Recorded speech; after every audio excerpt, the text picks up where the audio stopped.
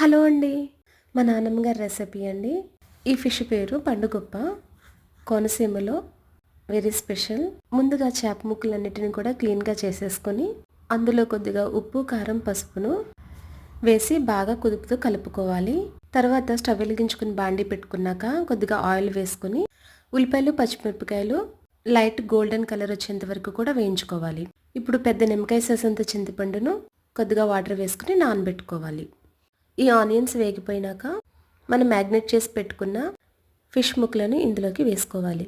బాండీ అనేది వెడల్పుగా ఉంటే ముక్క అనేది విరగకుండా పులుసు గ్రేవీ అనేది మనకి కొంచెం ఎక్కువ క్వాంటిటీతో వస్తుంది. సో ఇప్పుడు చింతపండు పులుసును వేసుకోవాలి. వాటర్ అనేది ముక్క మునిగేంత వరకు వేసుకోవాలి. తర్వాత 3 బెండకాయలు తీసుకుని మధ్యలో నాట్లు పెట్టుకుని పుచ్చులు ఏమైనా ఉన్నాయేమో చూసుకుని అందులోకి వేసుకోవాలి. ఇందులోకి కొద్దిగా జీలకర్రను, వెల్లుల్లిపాయని వాటర్ వేయకుండా పొడిగానే పేస్ట్ చేసుకోవాలి. తర్వాత కుతుకుతుమంటూ సౌండ్ వస్తుంది కదా, అప్పుడు ఈ పేస్ట్ని వేసుకుని కొద్దిగా కలుపుకొని కొత్తిమీరని ఇందులోకి యాడ్ చేయాలి. తర్వాత గ్రేవీ అనేది చిక్కబడి ఆయిల్ అనేది పైకి తేలుతుంది. ఇప్పుడు స్టవ్ ఆఫ్ చేసుకోవాలి. మా నాన్నమ్మ గారు అయితే ఆవకాయ ఓటేసి ఉడికించేవారండి. చాలా బాగుండేది. Thanks for watching.